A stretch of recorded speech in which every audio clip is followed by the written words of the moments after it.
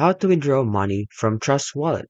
So let's get started. So first thing you want to do is basically step one, open the Trust Wallet extension on your Google Chrome and unlock your wallet. And then next is from the menu, select the buy and sell button and then navigate to the sell tab. Choose the cryptocurrency you want to sell and then enter the amount. So as you can see here, simply just choose the sell button and choose the cryptocurrency that you want to sell.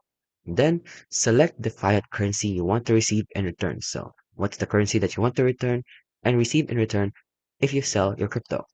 And then pick your preferred payment provider. So in the available options, you can choose your payment provider and then follow the remaining steps to take the money out of Trust Wallet and then to enter your bank account. So it's that simple. It's pretty much all there is to it. So if you're using a different browser, you can process a different one but similar just by following the same basic steps. So this way you can easily figure out how to sell crypto on Trust Wallet to your bank account.